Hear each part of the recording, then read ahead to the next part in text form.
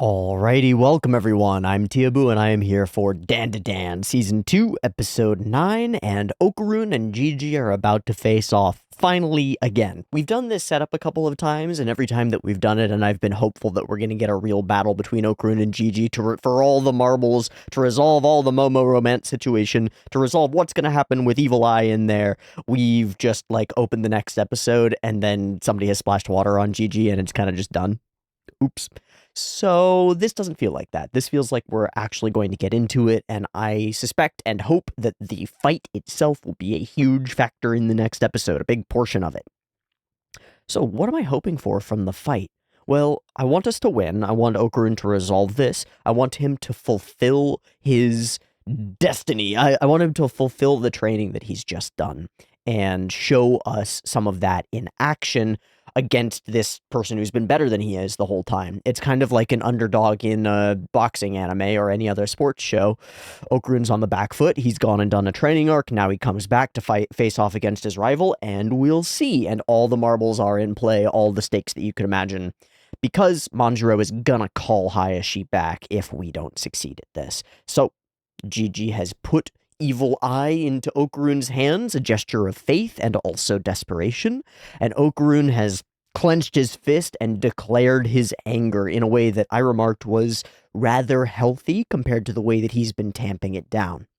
So, the grievances are out in the air, and the only thing that we have to do is resolve them, and we're going to do that in animation through a fight.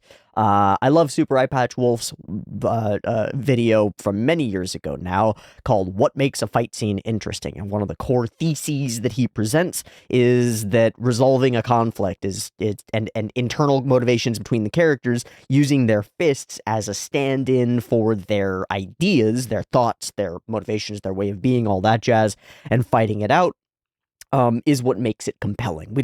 We care. It's cool to see cool characters fight each other, yippee-ki-yay. But if you just went through like Sakuga Brew and just watched cuts of characters fighting each other, you'd be missing something. You'd be missing the context. You'd be missing the reasons that they're fighting, what their fights are actually about. You'd get all the extravagance of the animation and stuff, but without any meat to it, without any foundations for it, it doesn't really mean that much. Animation serves a purpose. The purpose, in this case, is the story.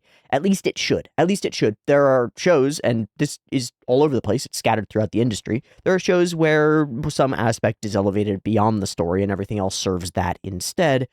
But my favorite fights, in particular, are the ones where the fight serves the characterization, the fight serves the story, the fight resolves a conflict, the fight pushes us forward. And this is a fight that is positioned perfectly to push us forward and to come out of this with a kind of united front, united group of people, all with magic superpowers and whatnot, that I think we've been conditioned to hope for over the course of the show.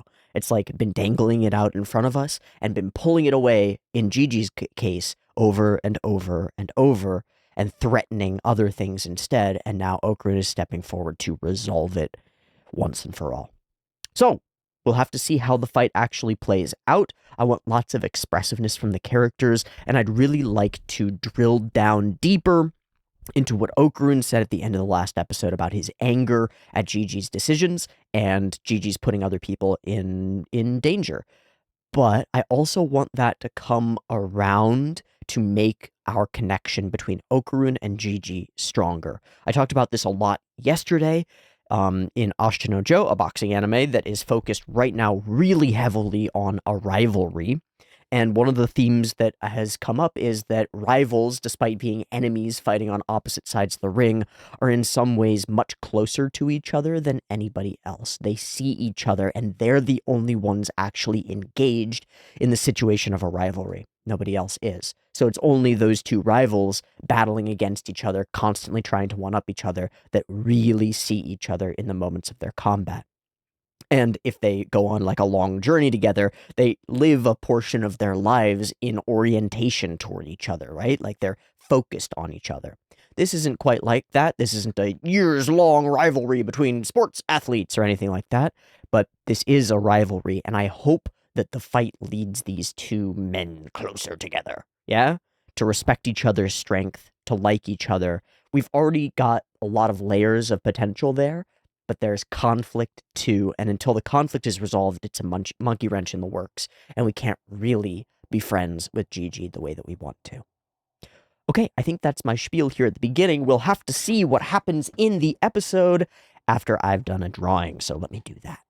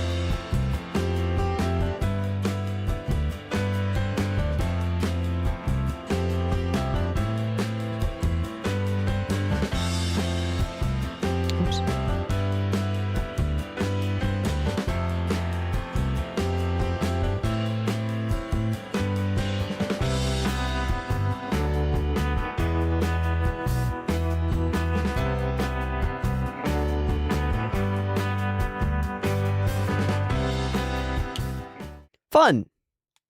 I wanted to try to do like an impact frame or something like it. And this is different. I really, really wish that I hadn't drawn over the left side of the of the like starburst pattern thing, because that would help a lot. But I really like how it pops. Yeah. And I do think that the sketchy part that I wanted to create momentum in does create momentum. And I also think that the like drawing all the dark lines around this with scribbles and sketches to them generates some momentum as well. What I don't have is the insane Genta Ishimori like warbly borbly ability. When I saw this in my mind's eye, I wanted this to be more contorted and like pieced out and like mashed up a little bit, but I couldn't like turn my brain into making that happen. I couldn't like so I'm gonna have to work on that somewhere else. But for now, this is fun. I think it evokes everything that I want from the episode. It like mirrors the end scene of the last one, but my own take on it, and I'm happy. I'm happy. Yeah, it's one of those things where like dialing back and going for like real simplicity and big shapes makes it read, makes it pop, and that's if you're doing an impact frame, which is what this was in my mind, that's really what you need is like pop. You want big objects that you can read easily, moving in ways that are predictable so that it's like, boom, okay, I get what's going on here. Interesting. Interesting. I really like it. That's one of my favorites that I've ever done, which is weird because there are a few that I think are better in terms of how much detail and intrigue and stuff is in them, but that's one of my favorites that I've ever done. It just simple. Negative space. The lines feel like they are where I want them to be. Nice. All right, let's watch episode 9 of season 2 of Dandadan, which I just looked at the title and it is, I Want to Rebuild the House, which makes a lot of sense. The house has seen better days. It might get more destroyed now in the middle of this fight. Let's watch the episode and see how this conflict resolves between our characters. I'm expecting really good things from it. Yeah. 2 versions, picture-in-picture in the description, timer on YouTube, early access on the Patreon, also linked in the description. Subscribe while you're down there, and beep timer to count you down. Let's go.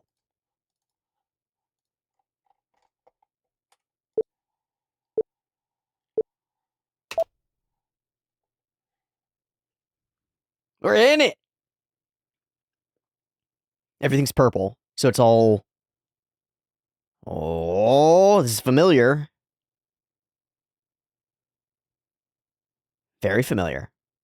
Alright, they're matching each other's timing. We keep doing these red flashes, but it's a purple space. What the hell is that? Oh, okay.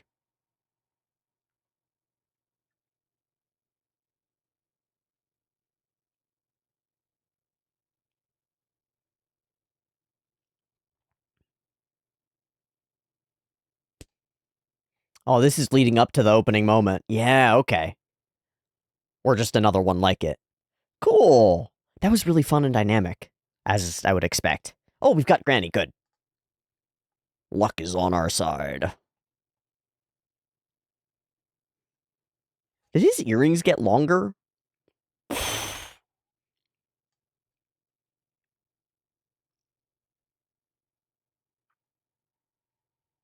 He's doing it. He's fighting him on even terms. He's not missing a beat. Hey, also really familiar. Yeah, we've done this before. Oh shit. House? House. Red World. Whoa, fuck! My guy left his human body behind. Oh my god! Oh my god!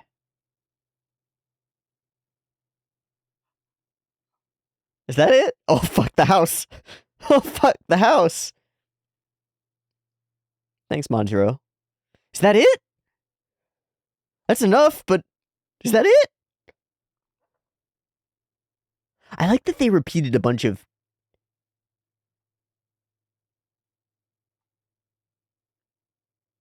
He's getting to play! Yay!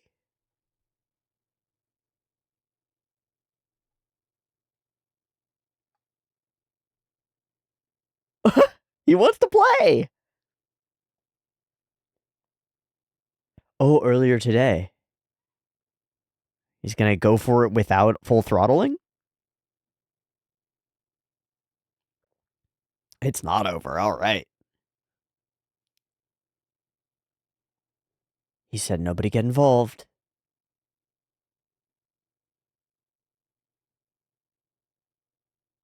But... Hi, Death! Hello! He's not killing him, though.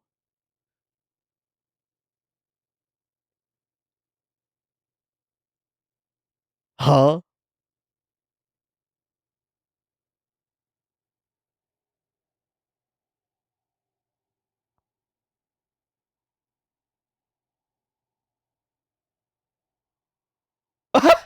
This is not what I expected at all.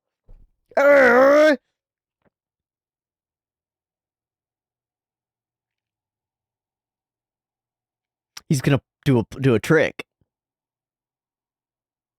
Yeah, you gotta agree not to fight other people. Ah, let's be friends, dude! Fine! Yeah, it doesn't work, man. You've said some other things, you gotta take those back.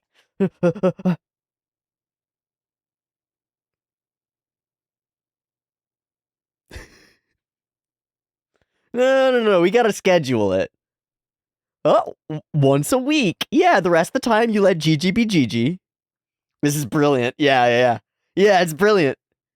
He knows exactly what Evil Eye actually wants. This is incredible.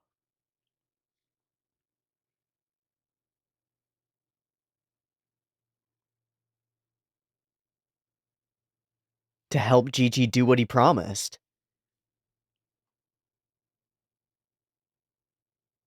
Huh. I didn't see this at all. This is great. He doesn't get it. He needs to be taught like a kid. Yeah, he's a newborn baby. He doesn't understand.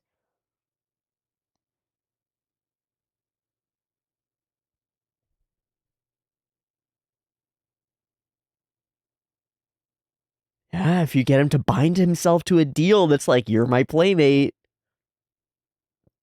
That's crazy. What a piece that they cut out of this to deliver it here. That's compelling.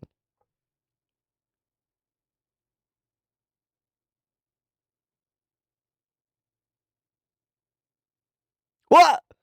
What?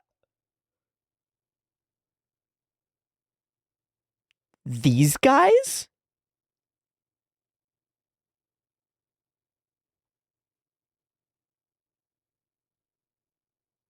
Oh, I'm sorry, what? What's in the underwear? He's gonna... Oh!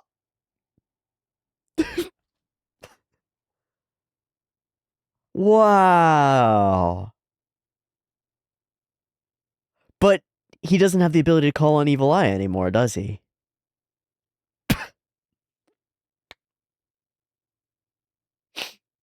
He doesn't realize.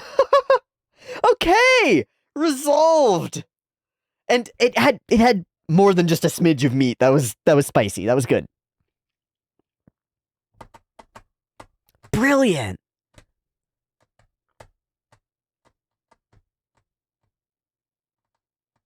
So what do we do with the rest of our time, I wonder? I guess rebuild the house.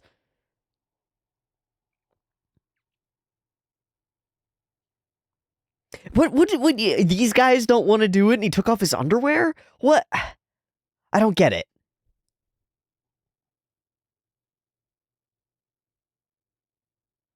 Oh, maybe we'll introduce the new character. Maybe not. I hope we do. I wanna meet him.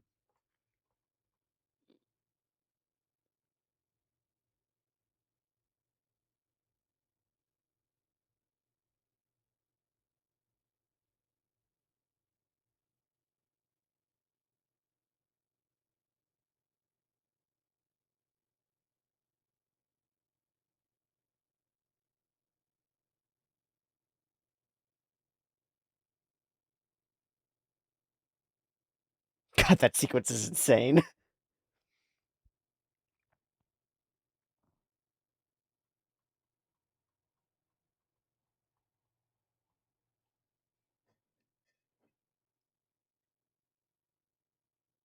Sealed. Oh, it's a cursed item.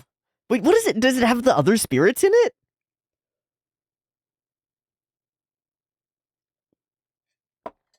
Bye, Manjiro!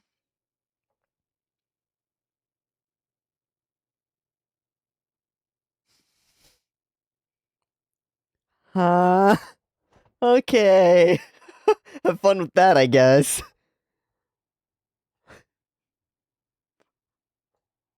We'll see. Oh, oh!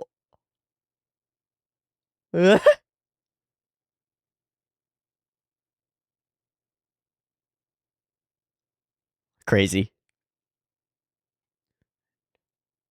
So Gigi's leaving?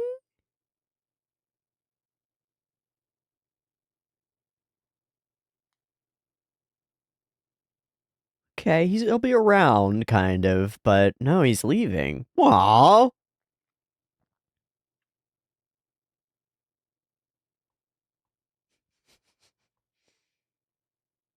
Oh, so he's still going to school?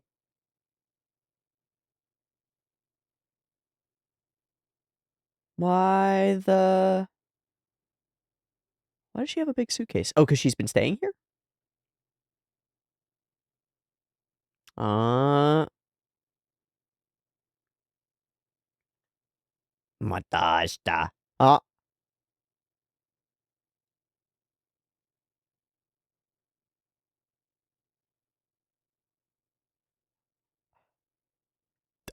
I, I don't know if there's something. Is there else? Is there... Is there more else?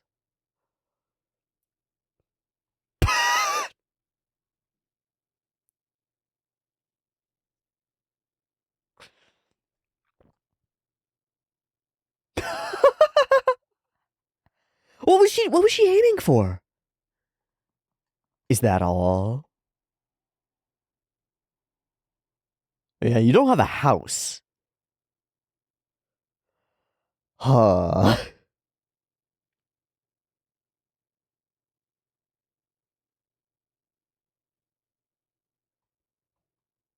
Yattase! Super bathhouse. Oh. Oh. Wait, did we bring the mannequin on? Yeah, we did. That's a good time.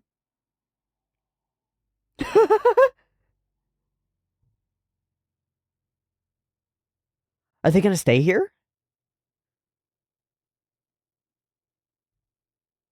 Ah, okay, so they're all relaxed, but you still don't have a place to stay.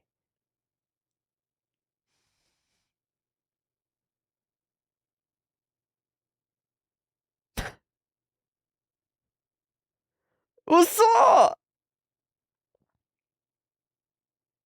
Yeah, no, we're not building a house on that. Okay, good. So what will you do? Go on TV appearances?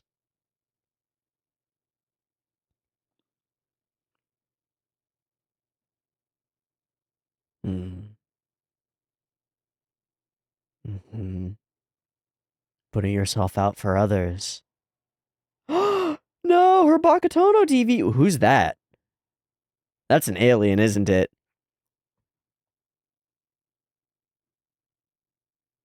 My guy, that's a Minecraft character.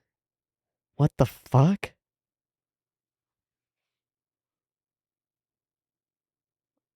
I assume it's an alien, but why is it a Minecraft character? Hello!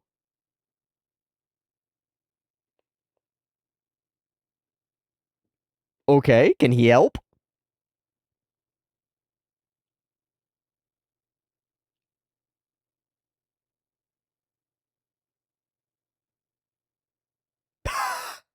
Ah, I see.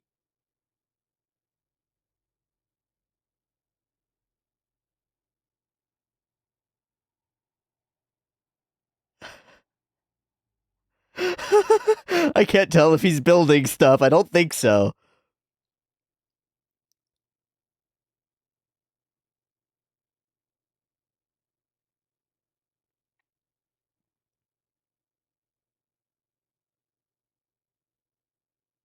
Hmm.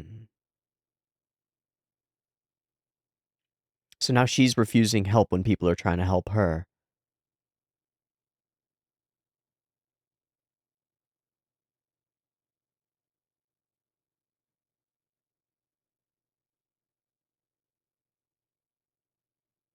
Wonder what that.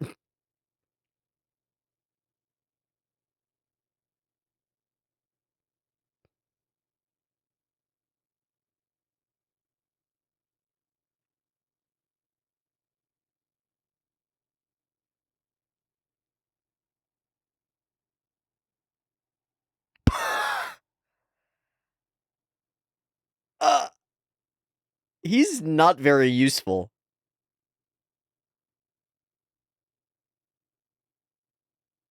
Yeah, what the hell?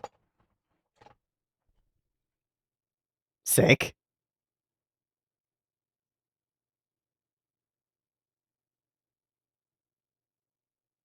That's very useful for this house.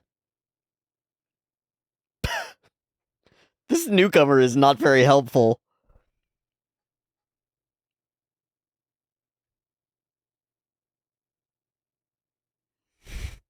Please make something incredibly silly. Okay. Hmm. Hmm. Hmm. Hmm.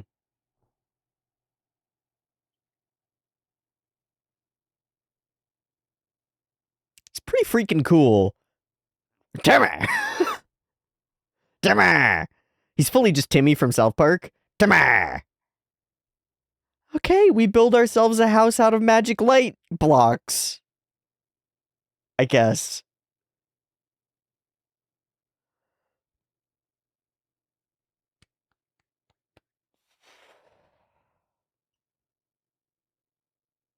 Get him the fuck out of here. Just ignore that he keeps doing that.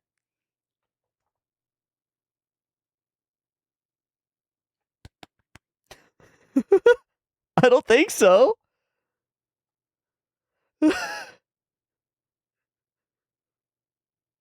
Does he not have one of those boxes on his t-shirt? Or on his sweatshirt?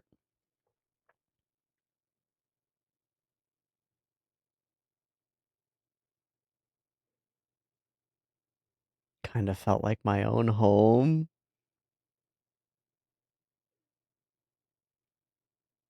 Yeah, it's important. Yeah.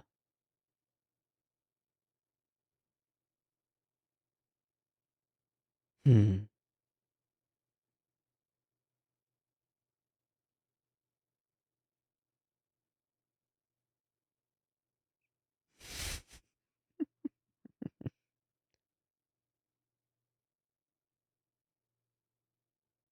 And there she goes saying that she has to pay this favor back, even when last episode we talked about the opposite. Wait, what?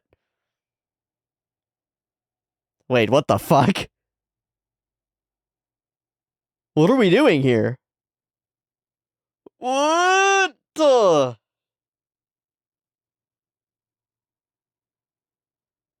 Oh, they're here to help rebuild, huh?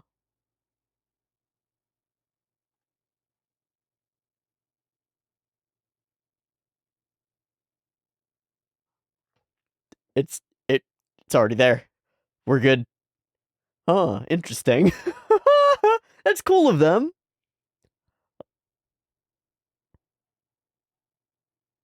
Aw, she needs it. The driving backward with the insane.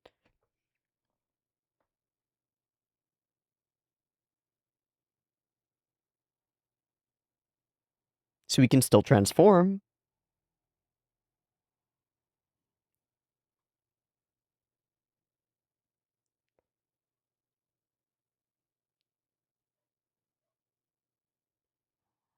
He's in connection with people, man.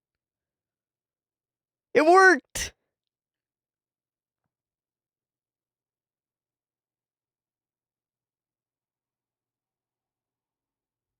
Uh-oh. As soon as he said that, I was like, uh-oh. What? Me? No, crazy. It's like a squeak.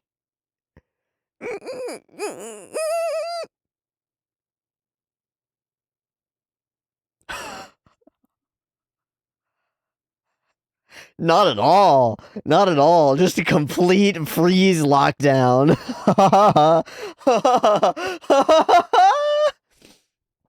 Oh, and now competition for Gene, potentially, to catalyze weirdness.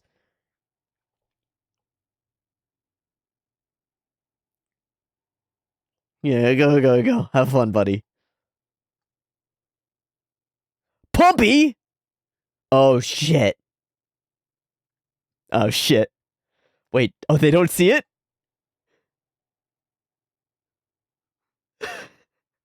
It's working. It's gonna work. Oh, he's such a bad boy. Nope, no, it didn't work. Never mind.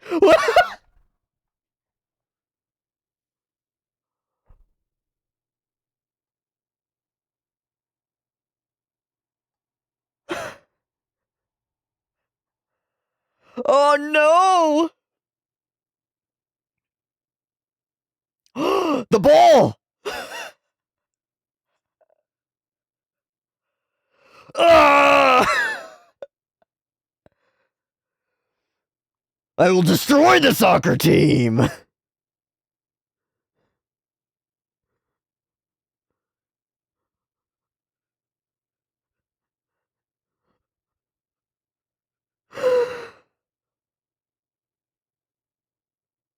Ah. Oh, they're all sold out!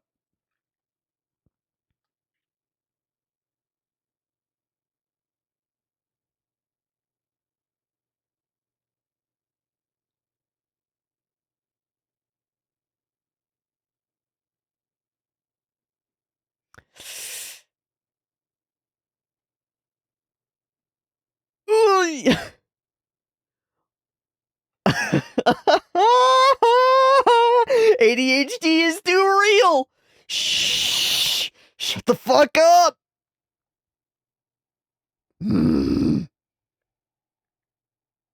He's trying to learn how it works. Oh, he's figuring it out. Oh. Oh.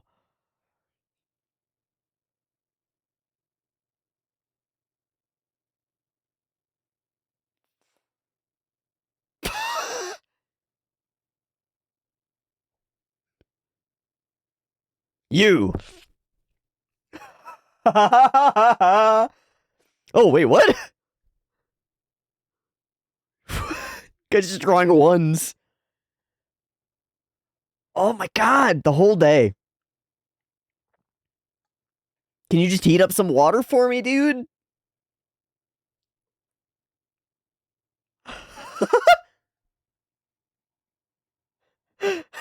He's gonna eat the chopstick. Please eat the chopstick. Oh, yeah, that tracks. These are stupid. They're dumb. Fuck chopsticks. Anger.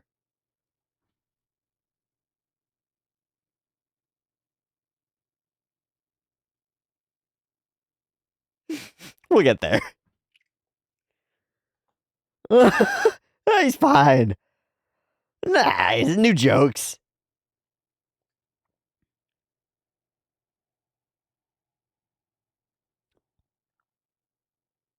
A lead!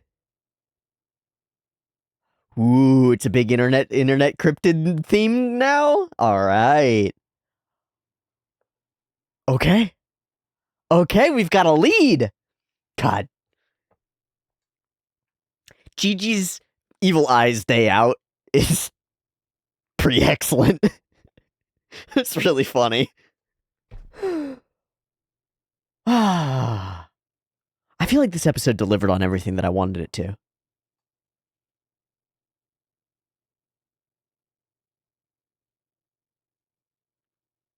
I wonder if the new guy who we haven't been introduced to is going to be involved in the apartment complex situation. Seems like the only thing left, you know?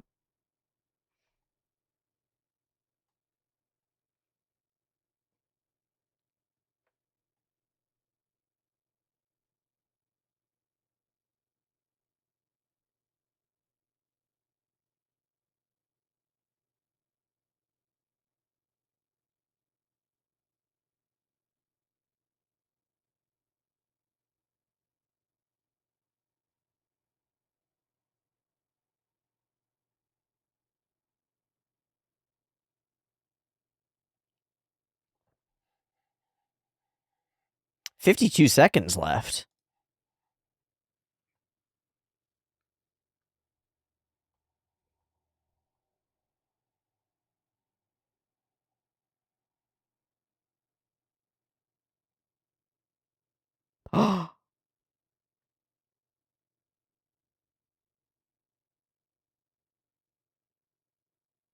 Okay. Huh? Also, isn't that a reference to something? We will be meeting him, and I do wonder if he's involved in the apartment complex thing. I see you, my enemy. I gotta look that up. I see you, my enemy. I think is a direct reference to something, which makes me think this is a major otaku. Nope, don't think so. Okay, too bad. This episode is really fun. The fight portion is shorter than I wanted it to be, but I think it checks all the boxes that I was looking for. So I'm pretty happy with that. Rebuilding the house is cool, interesting, weird technology and stuff, but a fairly simple scene. The avoidance that Seiko shows toward it is really interesting. The line that Momo has when Okarun is first leaving, where she's kind of needling him and then jabbing him, literally, to say something more, but it's unclear what that more is. That's a little bit of a fiddly circumstance. It feels a little strange. It feels like being in a little bit in a trap, and like she expects him to say something in particular, and he's not sure what it is. I've had this experience once where I was talking to somebody that I was interested in, like romantically, and we were at the very like early stages of the thing, and uh she did something like this that was like, is that all you want to say? It's like there's an expectation that hasn't been effectively communicated to me that I'm supposed to say something at this point that I'm not sure what it is, and I don't know whether it was fishing for like I want to date you or like I love you or something like that, but it made me feel very awkward, and so I communicated that it made me feel very awkward in the moment because that was the only way that I saw to get through it. And it turned out that the expectation or the thought was that I would ask them to like date more seriously. That was the whole of the thing. But in the space of not knowing, it was like a whole range from like, see you later, dude, to like, I want to marry you. And I don't know what the fuck the other person on the end of the phone is like expecting me to say there. It's like, it's one of those things where uncommunicated expectations they're a real thorn in your side if you're trying to actually communicate and make something happen. So Seiko's reluctance and the couple of lines that she has around paying things back and not wanting to really accept help, that fly in the face of the conversation that she had with Okarun about how to pay things on and pass things forward, which I thought was really interesting. Um, yeah, really interesting. One of those maybe like do as I say, not as I do sorts of things, where we don't know what's going on inside Seiko's head, but she might have some internal blocks against receiving help herself. Like her identity might be as someone who is a giver of assistance, someone who creates solutions, not problems for others. I'm intrigued by this. There are interactions with Manjiro. New guy is very strange. Like, what the fuck? And then there's communication with Gigi and actually going to school with Gigi. So let's go through all the portions. Um, First, the fight, and then the way that we actually resolve the fight. I do want to go through this in anime, but I think first I want to turn to Sakagaburu because matching up animators with this set of cuts, I think is a sensible thing to do here for this episode. So let's do that. Oh, sketchy Okarun being all sketchy and like the most insane Helsing ultimate level dark scribbles all over backgrounds and stuff has to be Genta Ishimori, right? It's like, it has to be. Maybe it's not. We'll see. Okay. And I have to remind myself to put Firefox away at the end of this so that when we get back to the episode, that's actually there and I don't mess with it. Okay. Boom, boom, boom. Thump, thump, thump. And yeah, little cute things with this character just acting normal and human is really silly and wonderful. Oh, okay, this is insane. I guess we find out where he got it from. My impression of Gigi's parents was that they'll just be like sort of normies, sort of stick in the muds, like, oh, well, who cares? Nope, no, they are crazy enough to be friends with Seiko. Mom in particular. Dad seems like he's just like, okay, honey, try to chill. Wild. Zooming. Okay, we're zooming. We're bouncing back and forth. I did think that this portion was really cool in how the camera follows certain actions and then locks into place, or stays locked into place and then accelerates when impacts happen. So like this kick incoming is an example of it. We kick, boom, and then we follow here and then launch back the other way. And we're just following with the camera in interesting ways that makes it feel like a pendulum or a back and forth or something like that. Both characters like launching each other forward. Something else that I really like about this is that a bunch of the fights that they've had before are replayed in micro, right? Like Okarun bouncing upward and pummeling him up to the sky. But instead they're just individual aspects of the fight, and in each one of them Okarun kind of comes out on top, yeah? Like everything that Evil Eye throws at him, Okarun takes on. And that leads into that feeling like you're weak, actually. We get the full headbutt upward and big kick, launching himself forward, all the balls. We do a bunch of big sweeping motion like this. I think it's really great. And then the other side like that. This really reminds me of some scenes in JJK where you've got characters kind of sliding through their big punches. There are a bunch of scenes in the episode where we introduce Todo, and a couple episodes after it, Todo Aoi, where slidey stuff like this happens. Some of it is Watanabe, and some of it's not. This is clearly not Watanabe, right? And it's very much more classical. It's kind of almost Obari in its punchy styling. It doesn't have the big rear back because he's sliding forward instead. And then we match that up with this cut, which we're like pulling forward on Okarun and then tumbling around with him. It's really cool, but this sort of slip and slide zone where characters are sliding around and then attacking each other is very familiar to me. And I think if someone else is able to place that, I think they could identify who did these cuts, but I can't. Okay. Shoko Nishigaki. Where is this?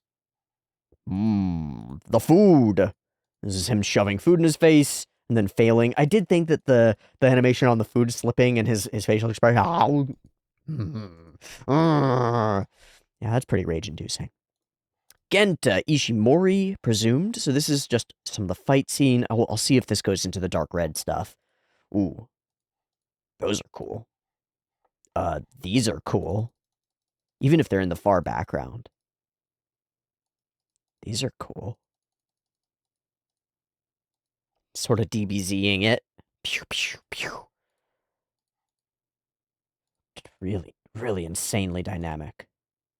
Like, how much stuff can you move in one scene? How did we get to the orb in his hand? What's the frame before that? Okay, we pull out, and then it's just there. Oh, okay. It just feels strange because the hand kind of wipes the rest of the frame when it goes past, and then we're focused in on the orb, and then it's moving so fast. That guy really whips that thing all the way up around, and we follow it. Oh, that's cool. And burst, and bam, bam, bam, bam. Oh, he goes red. Okay, and there we go. Get into Ishimori. Has to be. Has to be, right?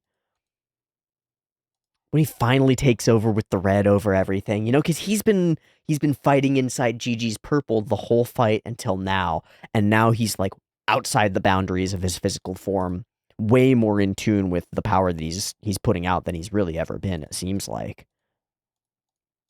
insane looking, insane looking. I mean, straight out of Devilman Crybaby as well, which I assume those cuts are Ishimori as well.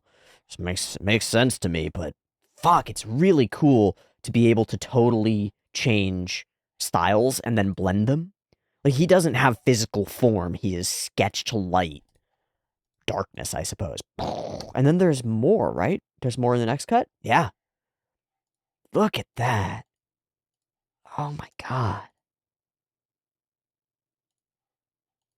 This almost like gem-like faceted feeling on his glasses. The hair's still whipping. He's still there, but it's like nothing else. Boom. Boom. That's so fun. I wonder if this is a paper cut. And then bam, an impact frame, very much like the one we had from Ira in the last episode. And we've done it. We blow up the house, but we've done it. Okay. Thus ends the Sakugaburuizing, and that covers most of the vibe and flow of the fight. It's all purple with just these little flashes of accent color as Okarun like succeeds and impacts. Bam, little flash. It's so dynamic. For a short fight, we go all the way up into the sky, we bounce all the way over to Gigi's side, all the way back over to Okarun's side. We're like whipping the camera around. That's fun. We spend some time in a wide so we can watch how fast they're moving, and then we spend time along with them following the battle at their speed. It feels, even though we don't ever remark on it, it feels like the beat thing is incorporated. Every time Gigi starts moving fast, instead of getting overwhelmed, Okarun is matching his speed. He's dodging all his punches and he's delivering them back. Slide into slide. Yeah. Leads up to a similar shot as our opening one, but different. Tons of cool effects, tons of cool fighting. That's a wonderful sequence. And then batter, batter, batter, goes full throttle, destroys the house, and Evil Eye's very excited. He wants to play more, and finally we have something that he wants that we can actually negotiate with him about. You want to fight me? You want to keep fighting me? Fine. Fine. I'll fight you once you're stronger. I am strong! Weak. Nah, you're weak. You're a weakling. But I would fight you if you were stronger. Okay, I'll become stronger. Yeah, but, you know, I don't really fight people who fight other people. I just want to fight somebody who wants to fight me. Okay, oh, okay. He's got him, just like a little kid. It's like, I want to play with the Tonka truck. I'll do anything to play with the Tonka truck. It's like, okay, but you have to be good to everybody else. If you want to play with the Tonka truck, you have to share your other toys. Like, okay, fine. I won't hit Jimmy, and I'll share my other toys. Give me the Tonka truck. Okay, here's the Tonka truck. I'm going to take it away if you treat Jimmy badly. Once a week. That's really cool. And I wonder if we'll actually show that as we move forward. That we withheld this from us.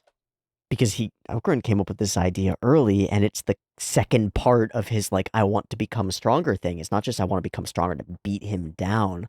I want to become stronger so that we can battle, so that I have the ability to compel him to take fighting seriously. He doesn't take me seriously, and so he won't negotiate with me. We can't talk.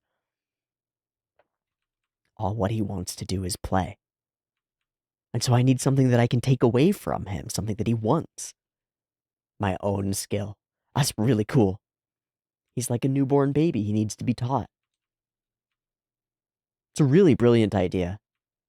So, just fight me? Okay. And what? Well, I guess there are a bunch of spirits in the underwear? Has that been explained to us yet? I don't think so. And then Gigi's back. Nice weenie. And that's our resolution. It's less time spent on it than I expected, but I think it's exactly as much time as it needs and not a second more. And on that front, I can really approve. I think it's a great way to handle it. Bye, Manjiro! And then the parents are here, and he's leaving, and Seiko's nice to them. Keep training, visit us right away. And he's off. So Ira heads out, Okarun begins to leave. Thank you for housing us so long. And he says, Mata Ashta, which is what we've, like, built up to, right? We built up to it in the goodbye without saying the proper goodbye sort of scene. So he says the right thing here. And to everyone's surprise, me included, Okarun included, Ayase goes, oh, is that all you have to say? I was like, yeah, what else? The fuck? Wait.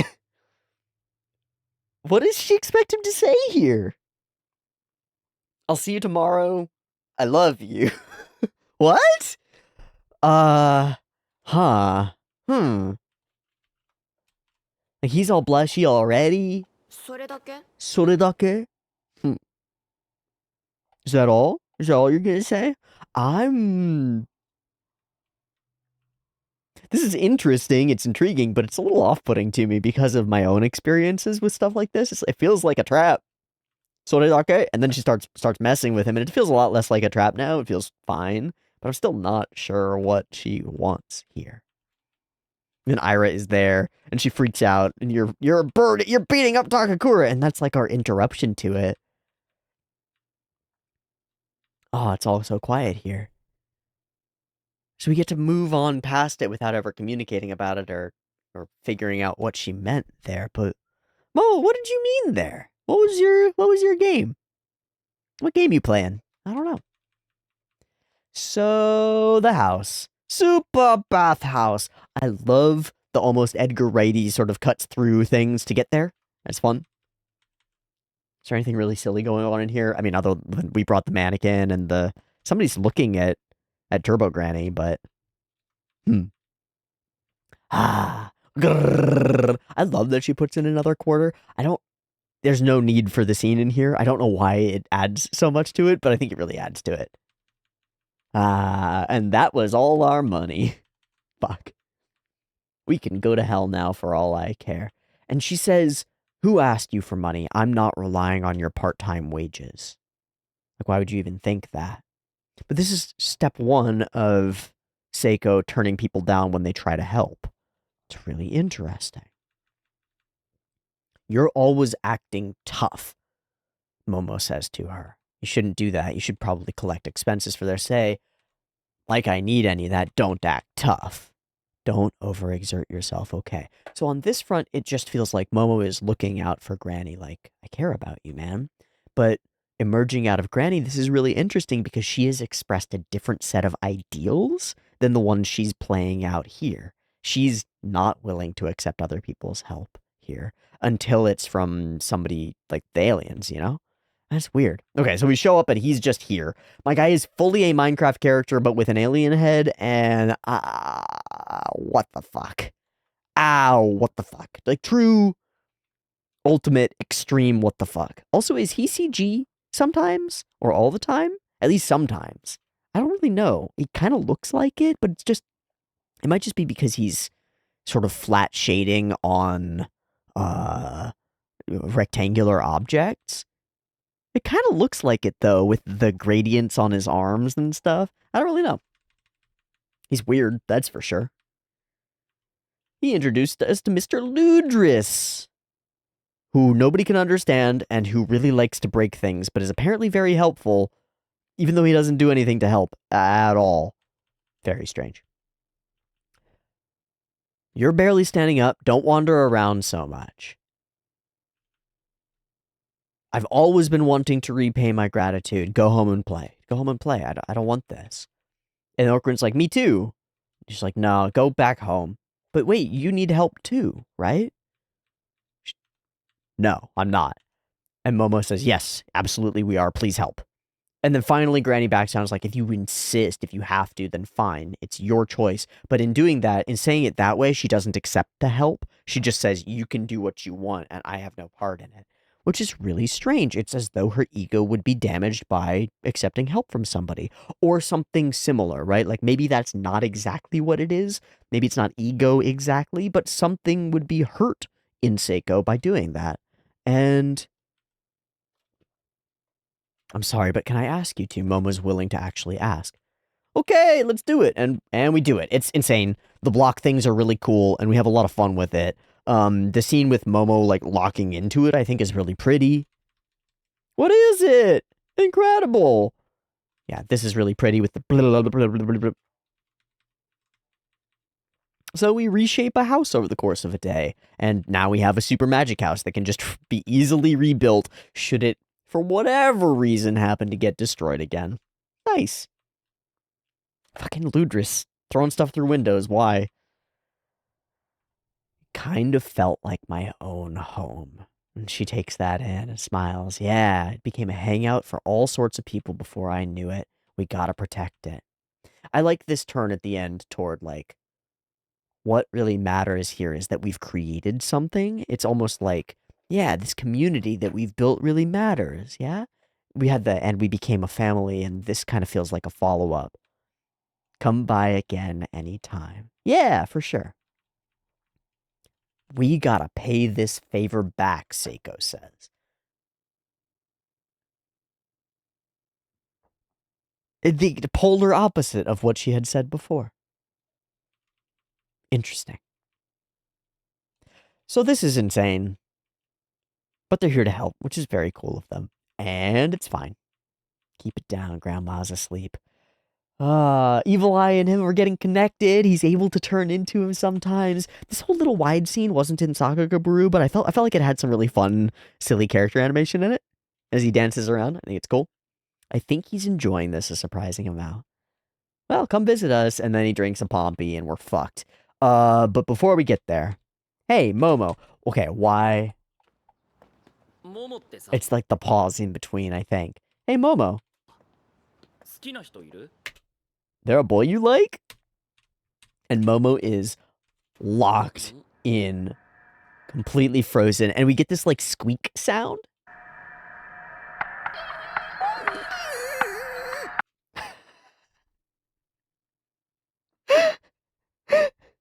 That is not something that Momo can address right now. She is completely blind to it. No, what? What?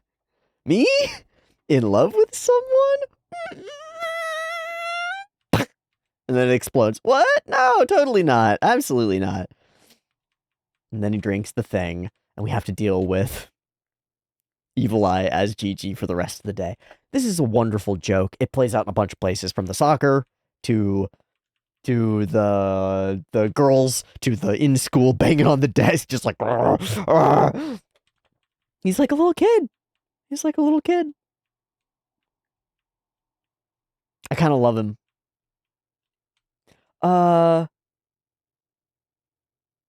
What the fuck? Also, he's just drawing 1, 1, 1, 1, 1, 1. Is he adding primes? I think he's adding up all the primes. Bro, what the fuck? And he's looking at, like, a very low-level kid's textbook. What the fuck? Chopsticks. And a lead. An apartment complex with a haunting golden ball. Perfect. So, this did everything that I wanted it to. It had the bombast. It had the connection. It had the character building. It had pretty much everything, and a bunch that I didn't expect as well. So, 2 big thumbs up from me. I love that Okarum came up with a way of dealing with Evil Eye that is founded in seeing and understanding the monster and what it actually wants. Okarun has been paying attention to it and fighting close in proximity to it in a way that's let him understand what it wants better than anybody else, right? Nobody else is aware that Evil Eye wants to play this way. Gigi is, but not in the same sense. So Okarun is able to take that and figure out a scheme, a plan to give Evil Eye what it wants and get what they want in return. To turn this from a zero-sum game where somebody wins and somebody loses to a mutualistic game where we can all win if we work together. And you can do those things that you need to do as long as they're confined to one area, and then you can live the rest of your life. It's good. It is good. I like it. I like the conflict resolution. It's been a big conflict that's existed for a lot of episodes, so it's good to have it finally resolved for the most part. And now we will go on to resolve the other underlying conflict that's been existing throughout the story. A second ball out there in an apartment building, floating around like a ghost. We'll have to see what that involves next time on Dandadan. Thanks for watching this episode with me. If you've enjoyed it, be sure to subscribe down in the description, subscribe area, and I'll see you next week for more. You can get it a little bit early on the Patreon. Otherwise, I'll see you right here on YouTube. Much love. Peace.